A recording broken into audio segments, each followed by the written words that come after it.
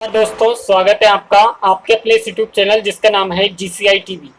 आप सभी को मैं आपकी जानकारी के लिए थोड़ा बता देना चाहता हूं कि जीसीआई नाम क्यों रखा गया है। जीसीआई की फुल फॉर्म है गुरु कृपा कोचिंग इंस्टीट्यूट, जो कि राजस्थान के करौल डिस्ट्रिक्ट के टोड़ा इन तहसील के छोटा सा गांव है साकरवाड़ा।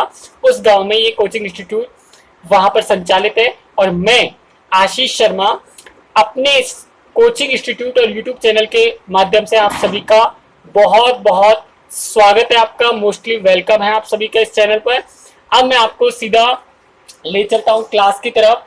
मैंने ये डिसीजन लिया है आज दिनांक 21 मई 2020 से आपकी जो है ऑल कॉम्पिटिटिव एग्जाम्स में जो रीजनिंग और मैथ आती है उसकी ऑनलाइन क्लासेज बिल्कुल निःशुल्क, कोई शुल्क नहीं है, कोई चार्ज नहीं है, ऑनलाइन है। ये क्लास बिल्कुल निःशुल्क है। ये online classes, free online class आप सब के लिए स्टार्ट की गई है।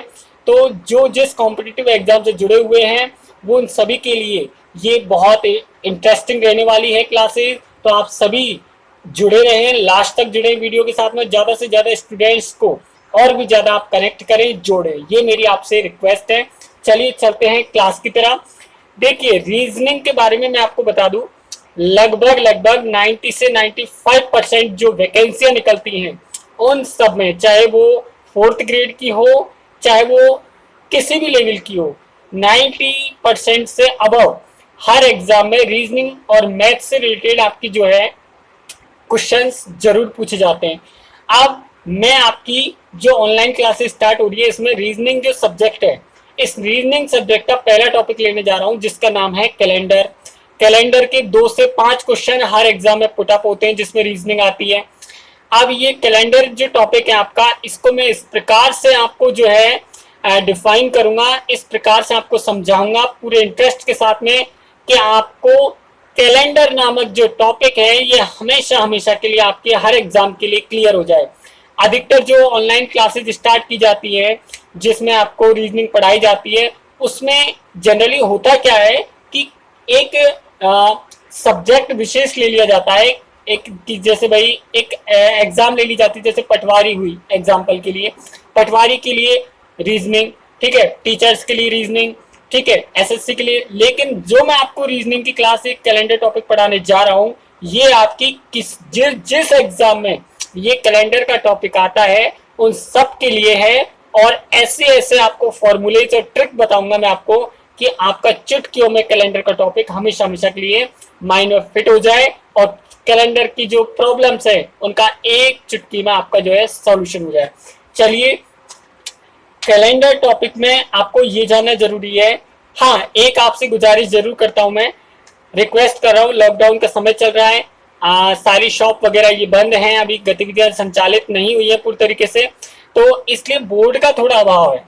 हालांकि ये इशू भी थोड़े दिन में दूर कर लिया जाएगा, लेकिन अभी फिलहाल के लिए मेरी आपसे रिक्वेस्ट है कि मैं पेन और कॉपी के माध्यम से आपको पढ़ाने जा रहा हूं। तो प्लीज आप ये ना सोचें कि पेन और कॉपी से पढ़ा रहे हैं पता नहीं क्या है, जी नहीं, आप लास्ट तक बने रहेंगे तो आपको फुल इंटरेस्ट आएगा, ये ऐसी मेरी उम्मीद है। चलिए चलते हैं क्लास की तरफ। देखिए, रीजनिंग की जो क्लास है, पहला टॉपिक कैलेंडर का टॉपिक है। कैलेंडर में आपसे जो है मेन चीज आपको जानना जरूरी है, कैलेंडर में होता क्या है, कैसे क्वेश्चन बनते हैं, इसमें कैसे फॉर्मूले यूज करते हैं, कैलेंडर टॉपिक से रिलेटेड क्वेश्चन कैसे आते हैं। कि आज कि जैसे पूछ लिया आपसे 15 अगस्त 1947 जब हमारा देश आजाद हुआ था उस समय कौन सा वार था उस दिन। अब सुनो, आज अब जैसे अपन घर पे हैं नॉर्मली, आप क्या करेंगे, आप मोबाइल लेंगे या फिर आप जो है और कोई तरीके से कैलेंडर वगैरह ऑनलाइन, आजकल तो ये जरिया है, मोबाइल में कैलेंडर ओपन किया और 15 अगस्त 1947 को वार निकाला और आप तुरंत बोल देंगे सर ये रहा। अब तो बोल रहे हो उसको, लेकिन एग्जाम्स में तो आपको पता है कि कोई मोबाइल वगैरह किसी भी प्रकार के इलेक्ट्रॉनिक उपकरणों का प्रयोग निषेध है, कोई भी इलेक्ट्रॉनिक उपकरण अपन ले नहीं जा सकते। तो वहां पर अगर ये क्वेश्चन आता है कि 15 अगस्त 1947 को हमारा देश जिस दिन आजाद हुआ उस दिन क्या वार था, तो ये हम कैसे निकालेंगे। अब आप अगर गणना करने लग गए कि चलो अपन और तरीके से गणना करें तो उसमें समय बहुत वेस्ट होगा। जब एक क्वेश्चन में इतना टाइम वेस्ट हो जाएगा तो और क्वेश्चनों को कैसे अटेम्प्ट करेंगे अपन। इन सब के लिए रीजनिंग में कुछ इजी ट्रिक्स हैं जिनका प्रयोग करके हम ज्यादा से ज्यादा 10 सेकंड में अपना आंसर निकाल सकते हैं। मैं आपको दिखाऊंगा भी कि 15 अगस्त 1947 को जो वार था आपका, वो चुटकियों में यानी 10 सेकंड के अंदर अंदर वो कैसे निकलता है। 10 सेकंड का मतलब आप ये ना समझिए कि आप कुछ करे भी नहीं और 10 सेकंड में आंसर भी आ जाए, वो तो पॉसिबल नहीं है। हाँ, ये डिपेंड करता है आपके आईक्यू, आपकी जो कैपेसिटी है उसके ऊपर भी डिपेंड करता है कि आपकी स्पीड कितनी है, कैपेसिटी माइंड की जो माइंडेबिलिटी आपकी, वो भी आपको बहुत हाई करनी पड़ेगी। और उसको हाई करने के लिए कोई दवा नहीं है, उसका एक ही तरीका है, आप निरंतर प्रैक्टिस करें, जितनी प्रैक्टिस हो। मैं आपको देखिए डेली आपको क्वेश्चंस दिया करूंगा, आपको क्वेश्चन सॉल्व करने हैं घर पे बैठ के वीडियो फिनिश होने के बाद में। और फिर जब नेक्स्ट वीडियो आपकी डाली जाएगी पार्ट नंबर 2, उसमें आपको उन आंसरों को कमेंट बॉक्स में लिख के भी मुझे बताना है, फिर मैं आपको सही जवाब दूंगा कि आपका आंसर सही है या गलत है। तो ये टॉपिक बहुत इंटरेस्टिंग रहने वाला है। आप चलते हैं क्लास की तरफ। कैलेंडर में सबसे पहले आपके लिए बता दूं मैं एक बार कि कैलेंडर में मेन चीज जो है वो आपके मेन टॉपिक्स वो क्या है। देखिए, तारीख, एक आपकी महीना और एक आपका साल, ये 3 चीज जरूर आती हैं और इन तीनों से ही आपके कैलेंडर का निर्माण होता है। ऐसा नहीं कि कैलेंडर में इनके अलावा कुछ और नहीं आता, लेकिन मेन चीज ये है आपकी। चलिए मैं आपको रिटन में लिख के बताता हूँ, रिटन में लिखने से क्या आपका इंटरेस्ट और बनेगा। तो चलते हैं क्लास की तरफ। रीजनिंग आपका जो सब्जेक्ट है, इसकी क्लास स्टार्ट हो रही है, आपको मालूम है।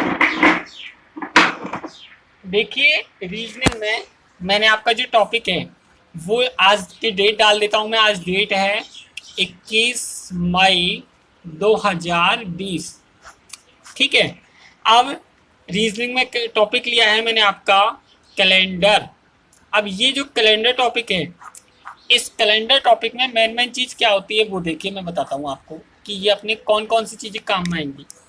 एक तो आपकी जो है डेट, जिसको अपन बोलेंगे तारीख, क्लियर।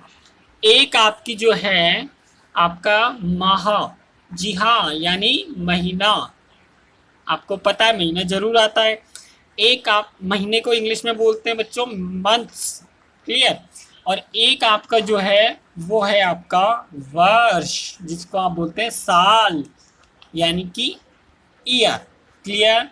ये 3 चीजें बहुत इंपॉर्टेंट है और इनके बिना कैलेंडर का जो टॉपिक है वो कंप्लीट भी नहीं हो सकता। कैलेंडर में इन चीज़ों से मिलकर ही सारी चीज़ें और भी नई नई चीज़ें बनती हैं, नए नए जो है प्रॉब्लम्स का सॉल्यूशन होता है इन्हीं से। तो अब मैं आपको बताता हूँ इनके अलावा और क्या क्या चीज़ें काम में आती हैं। देखिए, एक आपके जो लीप वर्ष होता है एक तो, और एक होता है आपका साधारण, लीप को बोलेंगे साधारण वर्ष, लीप वर्ष या सॉरी लीप वर्ष होता है एक तो, और एक कौन सा होता है आपका साधारण वर्ष। ये आपको पता ही होगा पहले से भी, एक लीप और एक साधारण। देखिए, जो आपका साधारण वर्ष है इसको अपन एक नाम और दे सकते हैं, अलीप वर्ष। अब ये लीप क्या बीमारी है और अलीप क्या बीमारी है, इनको समझेंगे। लीप वर्ष का मतलब ऐसा वर्ष जिसमें अगर भाग दिया जाए उसके डिजिट में, लास्ट के 2 डिजिट जो है, लास्ट के 2 डिजिट में भाग देने पर, यानी साल में अगर किसका भाग दिया जाए 4 का, तो पूरी बार भाग जाता है, यानी शेषफल कुछ नहीं बचता, यानी शेषफल 0। ऐसे साल को तो बोलेंगे लीप वर्ष। और साधारण वर्ष क्या, इसका उल्टा कर दो कि शेषफल अगर 0, यानी साल में अगर भाग दिया जाए किसका 4 का, तो अगर मान लीजिए शेषफल 0 नहीं बचता है, यानी कुछ ना कुछ बचता है शेषफल, तो इसका मतलब वो साल कैसा होगा आपका, वो होगा आपका साधारण वर्ष, क्लियर। मुझे नहीं लगता इसमें कोई डिस्प्यूट है। फिर भी आपको अगर किसी स्टेप में कोई प्रॉब्लम हो तो आप कमेंट बॉक्स में जाके मुझे कमेंट कर दीजिए, मैं आपको उसका जो है सॉल्यूशन करके दिखाऊंगा। अब देखिए, एक आपकी होती है, इसमें जो चीज़ है वो आपकी बताता हूँ, शताब्दी। जी हाँ, शताब्दी, जैसे शताब्दी का आपको पता ही होगा कि 100 साल होने पर एक शताब्दी बनती है। शताब्दी में कितने साल होते हैं, 100 साल, 100 वर्ष होते हैं, ये भी क्लियर है आपको। अब मैं आपको बताता हूँ कि शताब्दी का इसमें क्या लॉजिक है। देखिए, शताब्दी जो है अब जैसे कौन सी शताब्दी चल रही है आपकी, 21वीं सदी चल रही है, सदी तो 21वीं चल रही है, और जो है आपकी 20वीं शताब्दी चल रही है अभी प्रेजेंट में। कौन सी? 20वीं शताब्दी। क्लियर? अब मैं आपको बताता हूं कि जो फॉर्मूला है अपना वो क्या है, कैलेंडर का टॉपिक कैसे फिनिश किया जा सकता है सेकंडों में, उसके लिए एक फॉर्मूला है, सूत्र। वो सूत्र मैं आपको बताऊंगा। सूत्र क्या है? तारीख,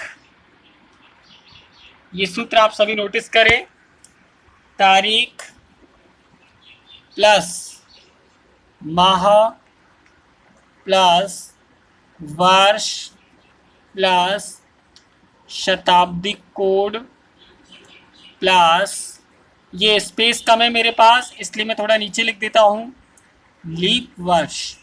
क्लियर?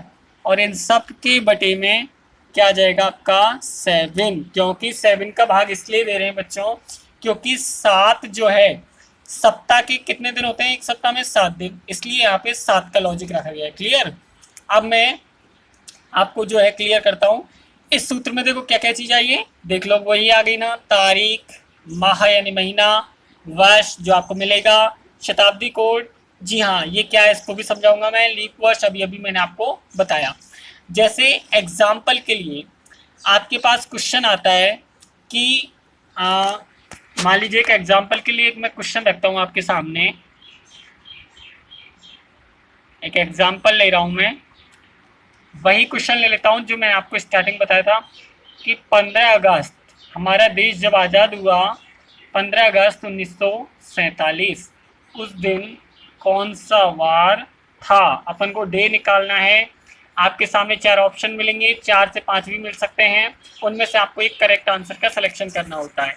आप चूंकि वही बात मोबाइल कैलकुलेटर वगैरह यूज में नहीं ले सकते, एग्जाम में हम बैन रहता है उन पर, तो इसलिए कैसे सॉल्व किया जाए इसके लिए अपन को ये वाला जो फॉर्मूला है ये अपन को काम में लेना है। अब देखो बच्चों, इस फॉर्मूले के हिसाब से तो सबसे पहले क्या आएगी? तारीख आएगी ना। अब ये तारीख आएगी तो तारीख में कितनी तारीख है? 15, चलो अपन लिख लेंगे 15 तारीख। क्लियर? प्लस इसके बाद है आपका माह यानी महीना, तो माह महीने का मतलब अब जैसे अगस्त तैसे अगस्त थोड़ी लिखेंगे, तो इसके लिए क्या है, इन सबको आसान बनाने के लिए कुछ कोड वर्ड आपको ध्यान में रखने होंगे। वो कोड वर्ड मैं आपको बता देता हूँ क्या क्या है। तो चलिए अपन चलते हैं कोड वर्ड की तरफ। तो अब मैं आपको हेडिंग किस तरह डाली मैं बताता हूँ। यहाँ पे लिखना है आपको जनवरी, फिर आपको फरवरी, फिर आपको जो है मार्च, फिर आपका जो है अप्रैल, फिर आपका जो है मई, ठीक है, फिर आपका जो है जून, फिर आपकी जो है जुलाई, फिर आपकी अगस्त, फिर आपकी क्या आता है अगला महीना? सितंबर, फिर आपका अक्टूबर, फिर आपका नवंबर, और एट लास्ट आपका जो है साल दिसंबर। इनके कोड वर्ड आपको ध्यान में रखने हैं, लेकिन कोड वर्ड मैं आपको बताने जा रहा हूँ। टॉपिक का नाम, फर्स्ट टॉपिक आप डालेंगे कोड वर्ड यानी माह के कोड। किसके कोड? माह के। इनको कोडों से ध्यान रखना है। कोड वर्ड के माध्यम से जो भी महीना आपसे पूछा जाता है उस महीने का आपको सिर्फ और सिर्फ कोड रखना है याद, कोड नंबर आपको याद रखना है।